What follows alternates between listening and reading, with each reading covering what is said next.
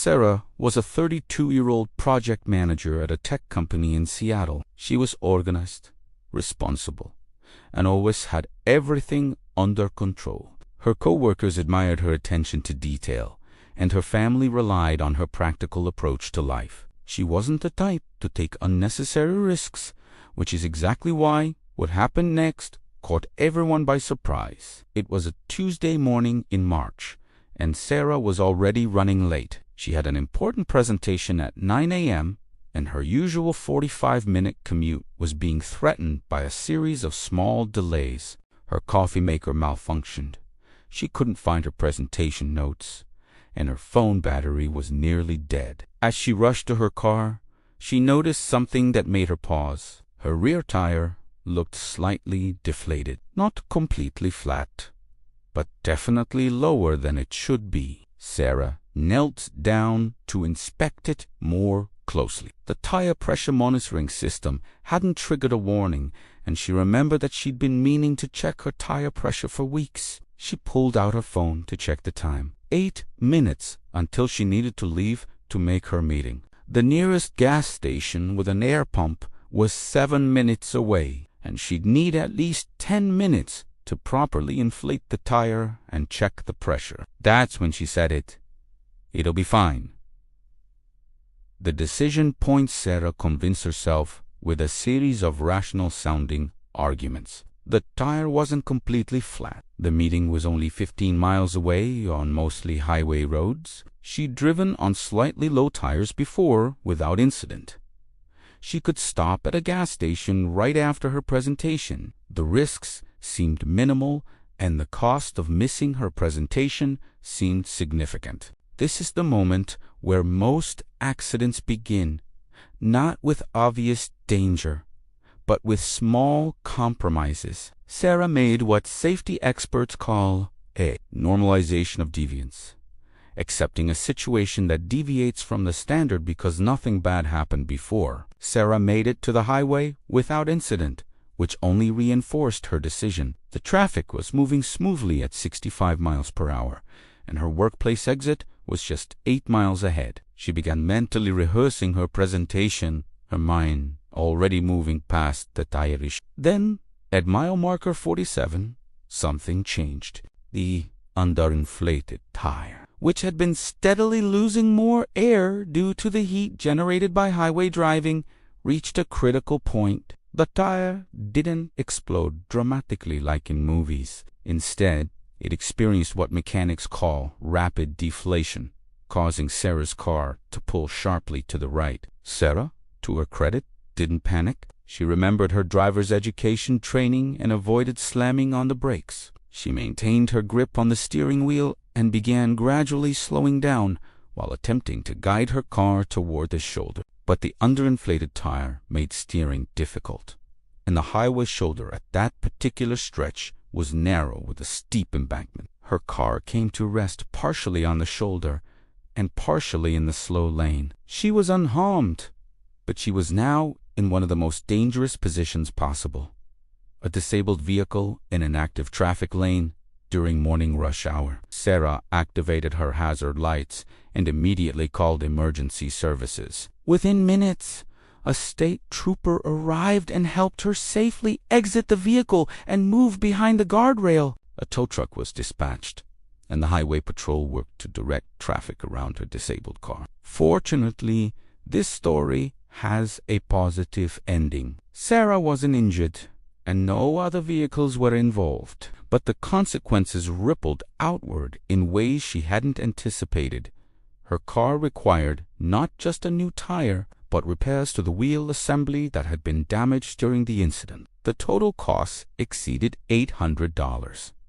She missed her important presentation, which affected a client relationship her team had been building for months. She experienced anxiety about highway driving 4 weeks afterward, requiring several sessions with a counselor to process. Most significantly, she had placed herself and other drivers in a genuinely dangerous situation that could have ended much worse. The broader lesson Sarah's experience represents thousands of similar incidents that occur every year. According to transportation safety data, A significant percentage of roadside emergencies and traffic incidents stem from preventable vehicle maintenance issues. Tire-related problems alone contribute to numerous highway incidents annually. But this story isn't really about tires. It is about the moment when we convince ourselves that a known risk is acceptable because dealing with it is inconvenient. These moments happen in every area of our lives. The construction worker who skips putting on safety equipment because the task will only take a minute. The hiker who ventures onto a trail without proper supplies because the weather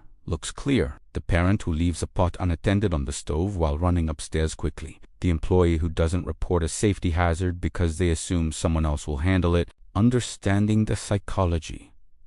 Why do we do this? Psychologists have identified several cognitive biases that contribute to this behavior. Optimism bias makes us believe that bad outcomes happen to other people, not to us. We underestimate our own vulnerability while recognizing risks in the abstract. Present bias means we give more weight to immediate concerns than future consequences. The inconvenience of being late feels more real than the abstract possibility of a tire issue. Confirmation bias causes us to focus on evidence that supports our desired decision. Sarah remembered times she'd driven with low tire pressure without problems. Not the warnings about why proper tire inflation matters. The planning fallacy makes us underestimate how long things will take and how complicated they might become. Sarah thought she could simply inflate the tire quickly, not realizing it might require investigation or repair.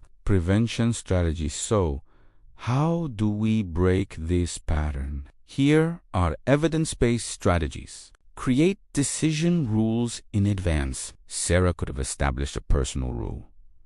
Any tire that looks visibly low gets addressed before driving, regardless of schedule pressures. When we make rules during calm moments, we're less likely to compromise during stressful ones. Calculate the real costs. Take 30 seconds to actually think through what the bad outcome would cost versus the inconvenience of the safe choice. Sarah's tire stop would have taken 15 minutes and potentially made her 10 minutes late. The actual outcome costs her hours of time, hundreds of dollars, and significant stress. Build in buffer time. Most of these moments happen when we're rushed. If Sarah had left for work 20 minutes earlier, the tire issue wouldn't have created a time pressure situation.